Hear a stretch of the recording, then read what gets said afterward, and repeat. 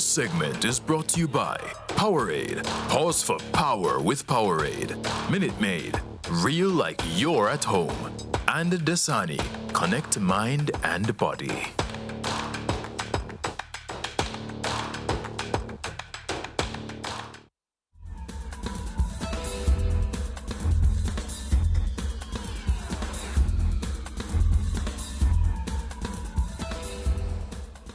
Back on the Sportsmax Zone, we're on court now because we're talking basketball and the NBA. Action on Tuesday night saw the Dallas Mavericks digging deep after squandering a late lead to beat the Denver Nuggets 116-105 at the Ball Center. We have the highlights.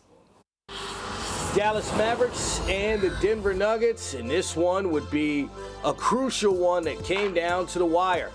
There's your two-time reigning MVP, Nikola Jokic, and Luka Doncic. How about Luka the Don with the dime to start things off? Finds Christian Wood in the paint. So fine, you got to see it 2 times. Luka, 12 assists. He also had 22 points, pulling and popping from the top of the key. Then from the wing, same result.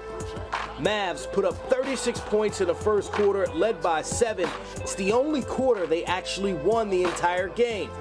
Denver hanging and hitting. That's Nikola Jokic with the nice soft touch. Then the Joker with the outlet pass to Kentavious Caldwell-Pope, who finishes on a fast break. Luka gets the momentum back for Dallas with the long 3. AG going baseline for 2 of his 27, finishing with the left hand. Near the end of the first half, 3-point game, double that lead. Luka hits the 3. Dallas up by 6 at the break. Second half, Dallas needed someone else, not named Luka Doncic, to make big shots. That guy would be Tim Hardaway Jr. More on him in a minute. There's Bones Highland responding for Denver. Keeps it at a 5-point deficit. Watch Nikola Jokic here, reminding us why he's a 2-time reigning MVP. Gets the rebound. He had 19 points, 8 assists, 8 boards, and gets this coast-to-coast douche. Then the Joker in the paint with the behind-the-back pass. Are you kidding me? And one for Jeff Green. Check it out again. Full skills on display. Remember Tim Hardaway Jr.? Yeah, he hit 6 trays. 2 defenders there. Doesn't matter. Big shot. Later in the fourth, Nikola Jokic, so clutch. And 1. Dallas ahead, 111-109. And the shot from the corner is good by Bruce Brown. Puts Denver up by 1. Dorian Finney-Smith gets the feed from Luka and nails the tray. Luka Doncic did not make a shot in the fourth quarter. Other guys stepped up. Tim Hardaway Jr. misses the free throw. Denver, one last chance. Jamal Murray, no good. Dallas gets the win, 116-115. It's the first win of the season for Dallas, but Luka did not lead the team in scoring.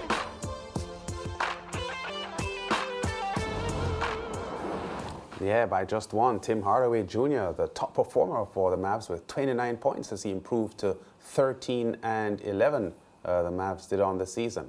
Joining us now to recap the match, our NBA analyst, Alister Albert. Albert, great going there, and Doncic continuing to look solid. His average points per game dropping a bit in the past week. He was at 34 last week, 32.9 now, but a triple-double and continuing to look dominant. Yeah, Luka Doncic he's the engine of this team, and they rely on him to do quite a lot. He probably accounts for maybe half of the team's scoring and assisting the creation of points on that team. And without him, the team seems a bit sluggish and unable to create offense for themselves and kind of put themselves in positions to win. And this is why the last thing in that little summary came up there was really important. It was the first win for this team when Luka Doncic wasn't even leading this team in scoring. Of course, we talk about Tim Hardaway Jr. putting up 29 points, hitting 6 3-pointers, and the last 6 games, since he's come off the bench and starting, he has been a blistering, amount of points, 21 points per game, 52% from 3-pointer, 5 3-pointers made per game. And, it shows that, the insertion of him into this lineup has kind of injected some energy into the team in terms of production. And they were sorely missing that with Jalen Brunson no longer being on the team, moving on to the New York Knicks, and everyone relying on Luka to do everything. And, this is one of the things I think the team is a little bit worried about, how much they need to rely on Luka. So having wins like this where the whole team steps up or one key person steps up is really important for the outlook of the rest of the season. Albert, when Rick Carlisle in 2018, when they signed Luka, the argument was that he was a foundation piece for this Dallas Mavericks team, coming in to replace Dirk Nowitzki as the primary player. But he's more than that for this team, isn't he? Oh yeah, definitely. He's everything. He's a face of the franchise. He's the one who's probably selling the most jerseys. He's the one who's bringing most people through the turnstiles to see him play. He is everything. He's the economic hub. He's the cash cow for this Dallas Mavericks team since, of course, Dirk Nowitzki has moved away. And I remember when, he did come into the team at that time, as you rightfully pointed out, there was a little bit of hesitancy to just leave him with the keys to the offense and kind of run the show under Rick Carlisle, who was a little bit of an old school coach and, kind of had a little trouble with point guards taking, off, his directions and plays from the sideline. But Luka has just shown that, he can command an offense. He dictates the pace of the game. They're actually 29th in pace because Luka is not a transition player. So, that, of course, dictates that. So he's the gravity of this team. He's the main focal point in everything, every aspect, economic-wise and production-wise for this team and the reason for their success. So, yeah, it's right to point that out. And, they need to make sure they do as much as they can to help him as much as possible. So that's why the guys and role players stepping up is really important for this team. Yeah, well, let's moving on though. Also Tuesday night, Cleveland Cavaliers point guard Donavan Mitchell. He shot a game-high 43 points, Alister, as the Cavs beat LeBron James and the LA Lakers by 14, 116, 102, the final score there. Growing up, Mitchell idolized LeBron, and on Tuesday night, he upstaged him. Your thoughts on that? Well, I wouldn't necessarily say upstage him. Of course, on paper, when the box scores 43 points to 21, that's definitely upstaging. But this is what you would expect an 11-year-old younger star player to do. And, playing against a guy who's 37 and he's only 26.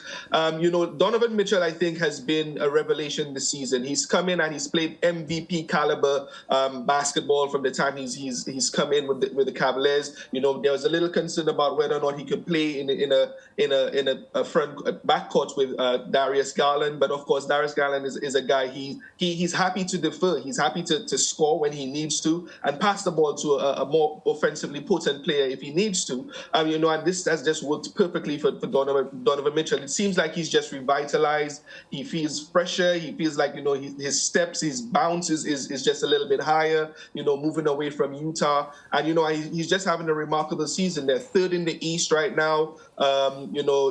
Showing and commanding a lot of respect, and I think you need to look out for them in the finals. They'll be a scary out for anyone who faces them.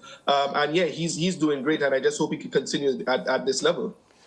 Albert, Anthony Davis, there was talk in the preseason about him being traded possibly for more consistent players, more reliable players. In terms of their injury, because Anthony Davis's injury record is noted for the fact that he's been more absent than he's been present for the Lakers.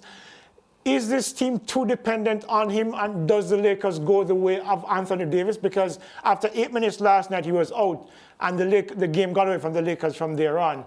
Is that what they're going to have to contend with for the rest of the season, or do other players have to step up?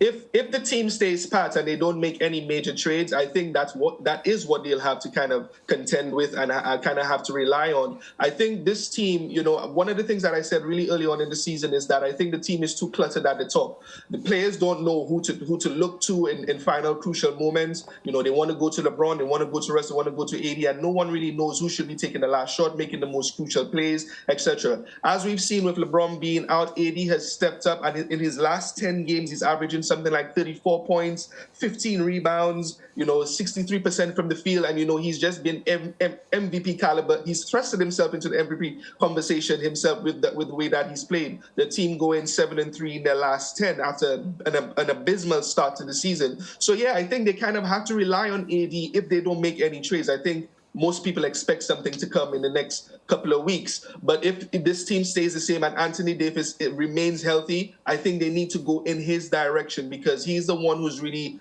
pushing this team now. I think they've been looking for someone to take over the team from LeBron. You know, you can't rely on a 37-year-old in his 20th season. Someone else has to step up. And Anthony Davis is the man. And, you know, just hopefully this little flu-like symptoms incident he had last night is just that. And he could play, you know, the most games that he's played in quite a long time this season. Yeah, the big question is, well, can he stay healthy? Because his record, his injury record is significant the last past couple of seasons. You know, I have a little joke. I think Anthony Davis needs to get, you know, a sponsorship from a milk company, you know, Cravendale or Carnation. I don't know. He needs to kind of toughen his bones, you know, because I don't know what's really going on with him in terms of the amount of injuries that he has.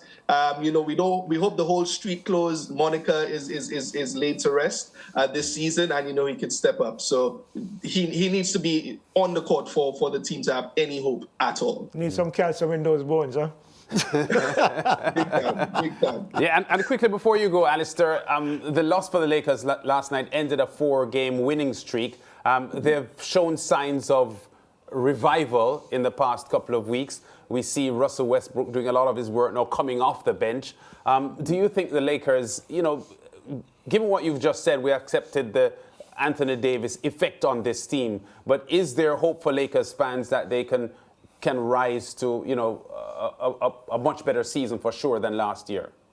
They have to be better than last year. I think at the start of the season, again, I said, you know, they can't be any worse than they would last year. They didn't make the playoffs. You know, they were not even a sniff close to the play-in. And, you know, they have to kind of be in contention for at least a play-in spot this year. And with their revitalization the last couple of games, it kind of shows there's some life to kind of get there. Most people are down on them, but I think the last 10 games have shown that if they could kind of, you know, just put some structure on Anthony Davis and show and play a motion-heavy offense, not just. A lot of the time, the Lakers are just very stagnant on offense. Mm-hmm. But, you know, if they're going to continue to play like that and kind of go through Anthony Davis, providing that he's healthy and, you know, he can continue to put those wins together for them, you know, I think they have a chance to at least get into the play-in, possibly. Yeah. You know, that's probably their ceiling at this moment, and we reserve the right to kind of make that decision on what they might be later on if they play better.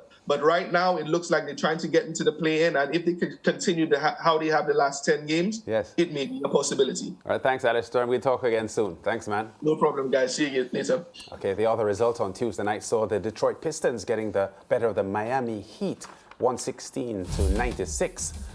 And before we leave, viewers in Trinidad and Tobago, here's your chance to win a trip for two to attend the 2022-23 All-Star Weekend in Utah, USA, in our Take Your Shot promotion.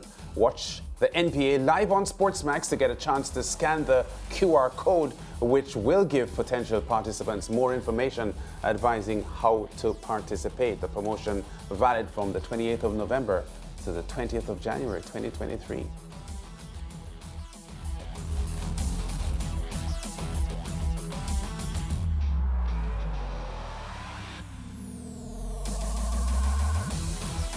This segment was brought to you by Powerade.